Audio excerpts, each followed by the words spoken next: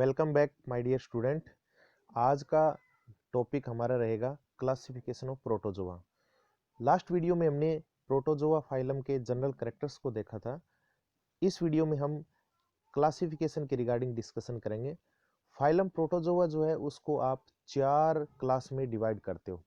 4 classes इनके अंदर locomotory organ के बिहाफ इसको जो है डिवाइड किया गया। ये 4 क्लास कौन कौन सी है? देखो, फर्स्ट क्लास इसके अंदर रहेगी मेस्टिगोफोरा, जिसको आप फ्लैजिलेटा कहते हैं। देखो, नाम से ही पता चल रहा है इसके अंदर लोकोमोटरी ऑर्गन फ्लैजिला रहेगा।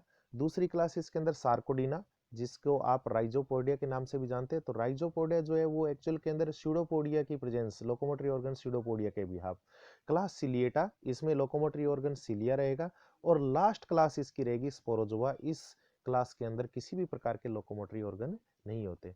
हम जो है फर्स्ट क्लास मेस्टिगोफोरा या फ्लैजिलेटा के रिगार्डिंग हम डिस्कशन करेंगे। तो मेस्टिगोफोरा या फ्लैजिलेटा, जैसे कि मैंने अभी बताया, इसके अंदर लोकोमोटरी ऑर्गन जो है क्या होता है? फ्लैजिला होता है। यहाँ बहुत सारे मेंबर आप देख रहे हो, इसमें लगभग जो है सारे के सारे जो मेंबर है उनके अंदर आपको फ्लैजिला दिखाई दे रहे हैं इसके अंदर।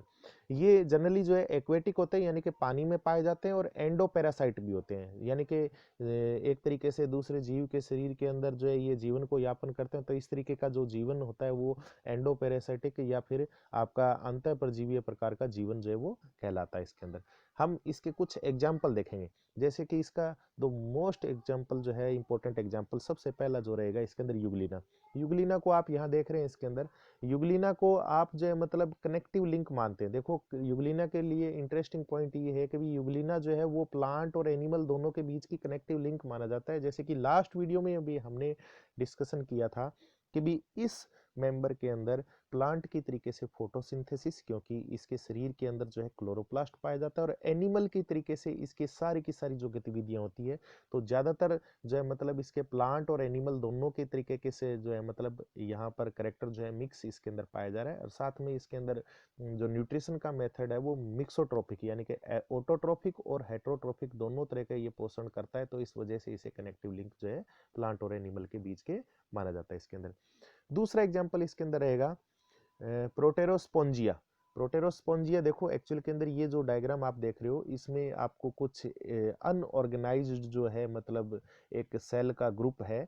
एक्चुअल में जो है जो प्रोटोजोआ है वो सिंगल सेल मेंबर होते हैं, लेकिन इसके बाद में जो है अगला जो फाइलम जो है वो पोरीफेरा रहेगा। उस पोरीफेरा के अंदर जो है सेल का ऑर्गेनाइजेशन या फिर उनका जो है मतलब समूह बनना शुरू हो गया है। तो उसी की एक शुरुआत यहाँ पर हुई है। तो ये प्रोटोजोआ ऐसे हैं जो ग्रुप में जरूर रह रहे हैं, लेकिन इंडिविजुअली अपने काम को खुद जो है परफॉर्म कर रहे हैं। तो यहाँ से हम मान सकते हैं पोरीफेरा की जो है शुरुआत होने वाली है। तो इस वजह से हम इस जो एग्जाम्पल है इसको एक कनेक्टिव लिंक मानते हैं प्रोटोजोआ और पोरीफेरा के बीच की। ठीक है, तो इस तरीके से ये दूसरा और इम्पोर्टेंट जो है एग्जाम्पल हुआ। इसके बाद जो है हम डिस्कशन करेंगे इसके अंदर, वो दूसरा रहेगा इसके अंदर नोटिलुका।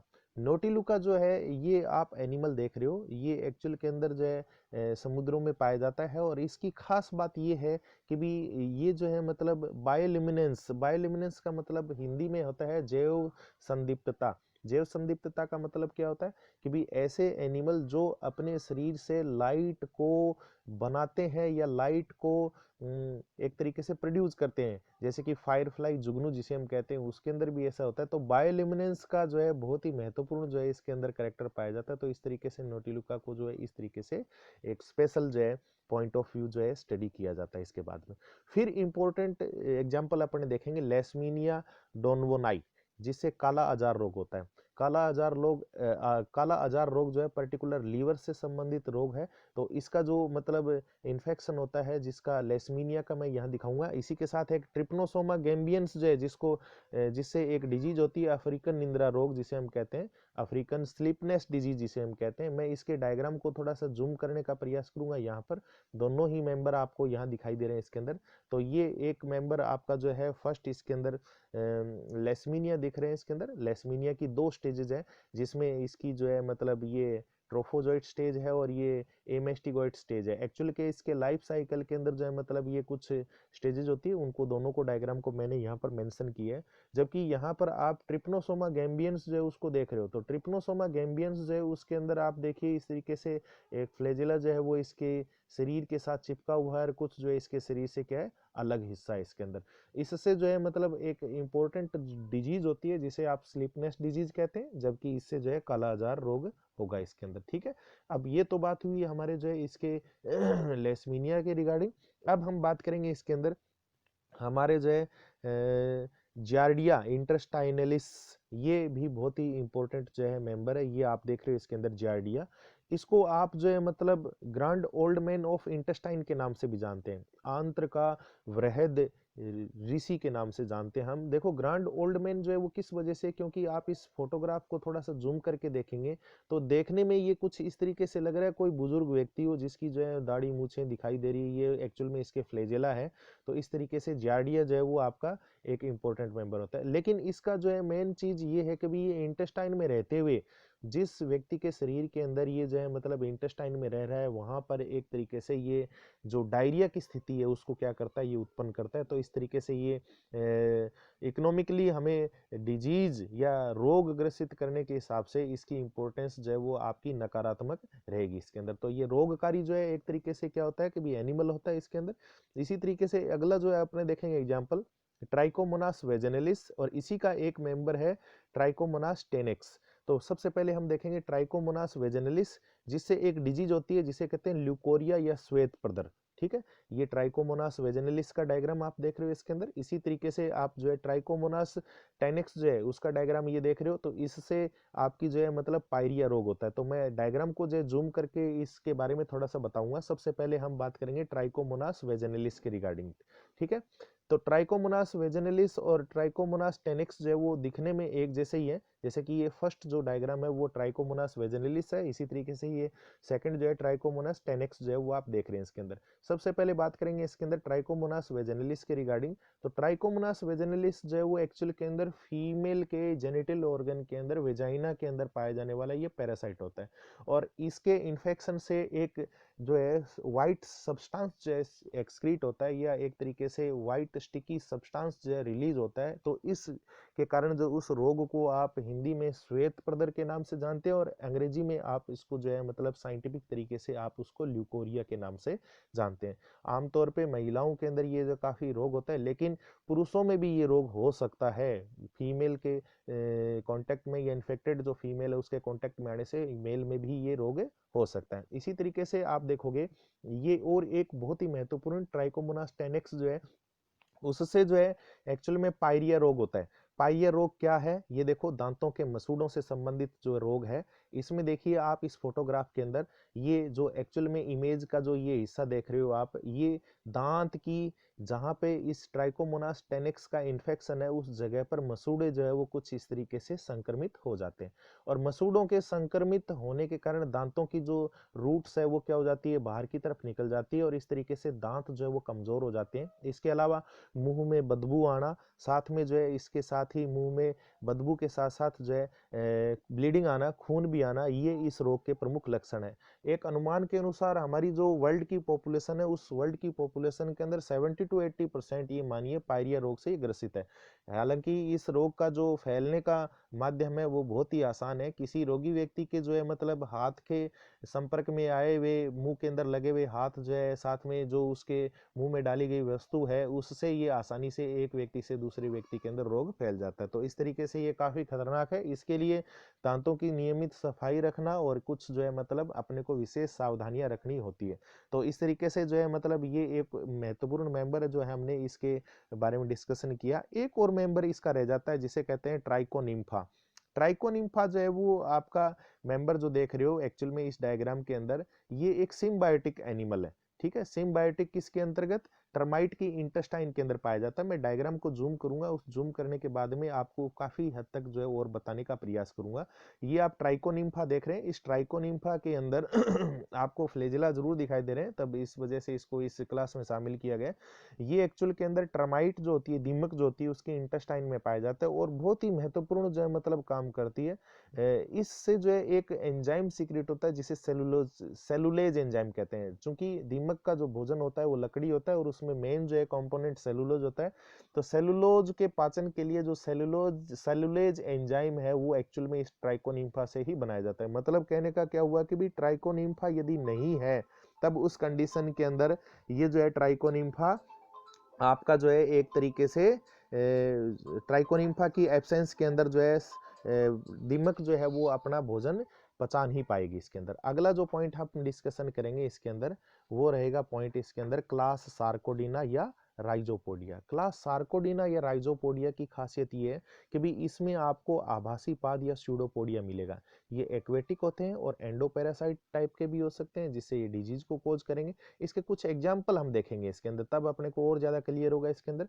अमीबा, अमीबा जो है आप यूनिवर्सली इसके रिगार्डिंग जो है जनरल इन्फॉर्मेशन लोअर क्लासेज में ही रखते हो, तो इसमें देखो ये इस तरीके से इरेगुलर शेप का, और ये इसके अंदर आपको जो है साइड के अंदर स्यूडोपोडिया जो है वो इसके अंदर दिखाई दे रहे हैं इसके अंदर, ठीक है। इसी तरीके से एक पैरासिटिक नेचर के जो एंट अमीबा हिस्टोलाइटिका है उसको आप देख रहे हो, तो एंट अमीबा हिस्टोलाइटिका जो है वो अपने ह्यूमन की इंटेस्टाइन के अंदर मिलने वाला एक पैरासाइट है जो एक्चुअल के अंदर एक बहुत ही इम्पोर्टेंट जो डिजीज है उसको कोज करता है, जिसे आप जो है हिंदी में आंत्रशोथ कहते हैं या इंटेस्टाइनलिसिस के नाम से जानते हैं इसे, या इंटेस्टाइन के इन्फेक्शन से। देखो इससे जो है डायरिया की स्थिति उत्पन्न हो जाती है और उसमें ब्लड भी आना शुरू हो जाता है। डायरिया लगना यानी कि दस्त लगना और उसमें ब्लीडिंग आना, तो खूनी दस्त जिसे हम कहते हैं वो रोग इसके अंदर हो जाता है, ठीक है। इसी तरीके से एंट अमीबा जिंजिविलिस, एंट अमीबा जिंजिविलिस जो है वो आप देख रहे हो इसके अंदर इस फोटोग्राफ के अंदर, ये इस एंट अमीबा से मिलता जुलता है, ठीक है। लेकिन इसकी खासियत ये है कि भी ये पायरिया रोग को बढ़ाने में सहायता करता है, ठीक है। इंक्रीज दी पायरिया, जैसे कि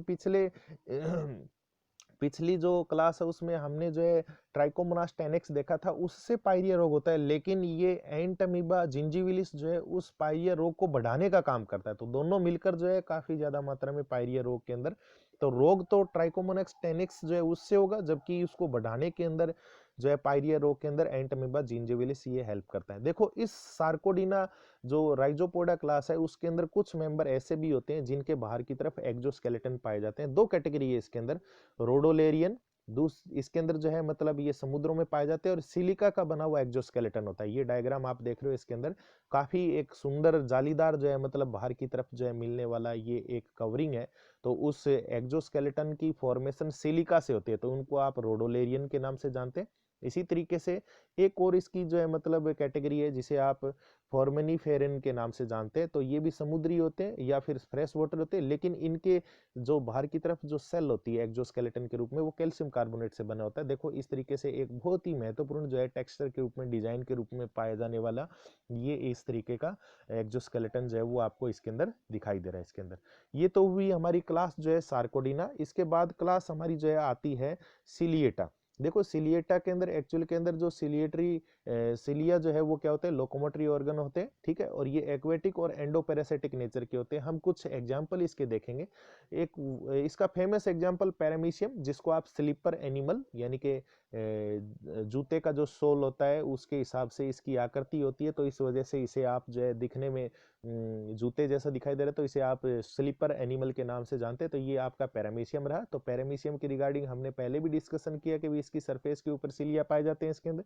इसी तरीके से इसका एक और मेंबर है जिसे कहते हैं वोर्टिसेला। वोर्टिसेला को बेल एनिमल कहते हैं। देखो ये आप डायग्राम देख रहे हो, इस डायग्राम के अंदर आपको जो है इसकी आकार जो है वो घंटी जैसा दिखाई दे रहा है, तो ये आपका वोर्टिसेला देख रहे हो, ठीक है। इसी तरीके से इसका एक और मेंबर जो है वो इसके अंदर कहलाता है डिडीनियम।